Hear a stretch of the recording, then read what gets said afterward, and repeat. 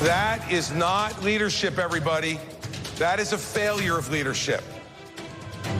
And you can boo all you want. But here's the thing. Our faith teaches us that people have to take responsibility for what they do. People have to stand up and take accountability for what they do.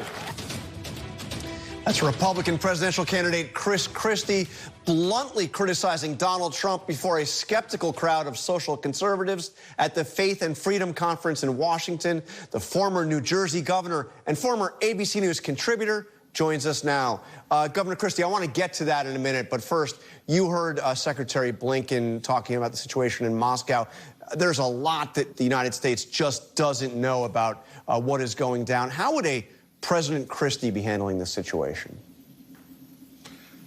Well, here's what we do know, John. What we do know is that America's support, along with our allies in NATO, of Ukraine, has done a great deal to cause what we're seeing right now in Russia.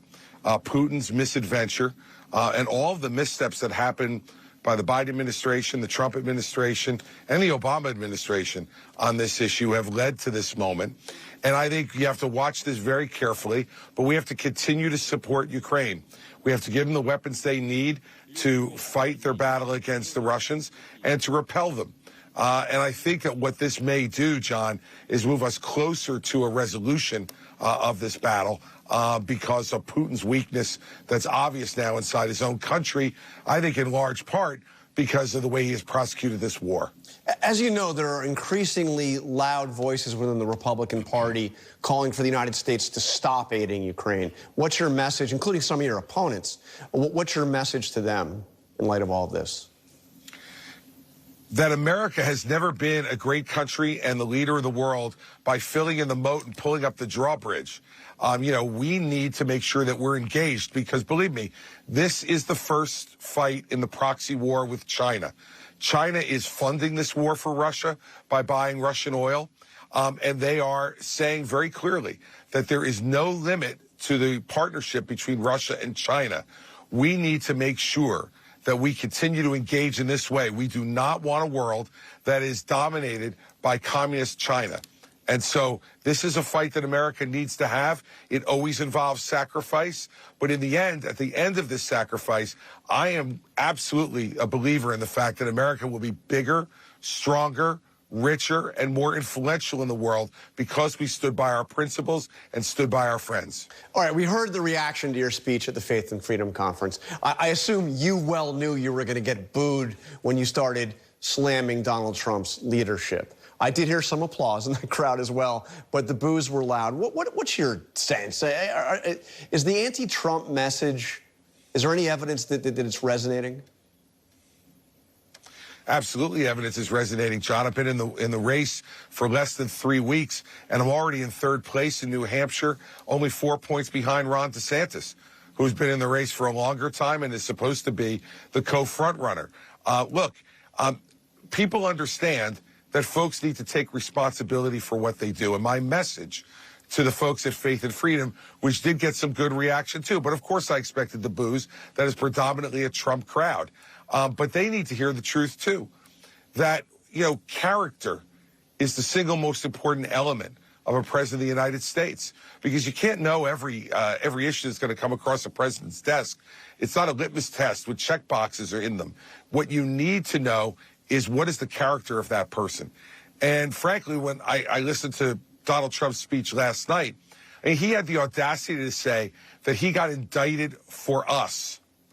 Now, I don't know how it benefited the American people for him to take highly sensitive intelligence and secret documents out of the White House to stonewall the government on returning them for over a year and a half, to subject himself to a raid by the FBI, even though they had asked him voluntarily to return this stuff, and to then be subject to an indictment, which is obviously going to be one of great trouble for the country, because no one wants to see this happen. Donald Trump says that's for us. I mean, it's absurd. The same way he has absurdly claimed in the last week that he still won the 2020 election. And he said that's how he's going to persuade suburban female voters to vote for him in 2024 that didn't vote for him in 20. Look, This guy lost in 18. He lost the Senate and the White House in 20, the House in 18. He lost 2 more governorships in the Senate race in 2022. He is a 3-time loser. We do not need our party to go to a 4th loss because Joe Biden, in my opinion, John, is an awful president.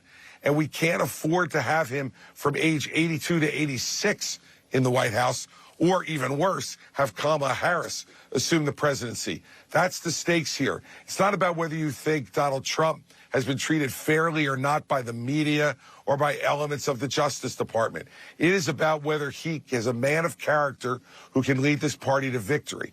And I don't believe he can. I think we know where you stand. Let me ask you before you go, the question of abortion. Yesterday, of course, was the 1-year anniversary of the repeal of Roe.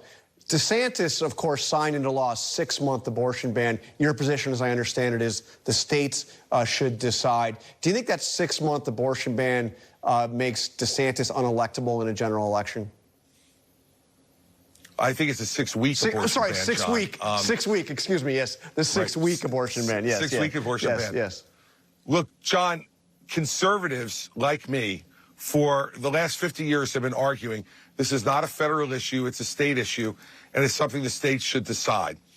The Dobbs case 1 year ago gave us the opportunity to let each state make this decision. And what I hope to see is that with each of the 50 states, but more importantly, the people of each of the 50 states deciding this issue, we then could see a national consensus develop. If the national consensus develops, I have no problem with the federal government then stepping in and confirming that national consensus.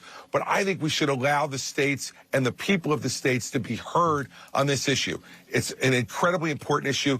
John, I'm pro-life. I've always been pro-life with exceptions for rape, incest, and life of the mother. And I remain pro-life and was a pro-life governor of a very blue state and was elected twice. But these are the kind of issues we need to be discussing on the debate stage on August 23rd. And as you know, the RNC has said you need 40,000 donors to get on that stage. So anybody who is listening this morning, go to chrischristie.com, donate $1. Make sure we have these debates, and the debate like I had at Faith and Freedom. We need to do that, John. All right, Governor Christie, thank you. Good to have you on this week. Take care. Up next, the powerhouse. Thank you. Up next, the powerhouse.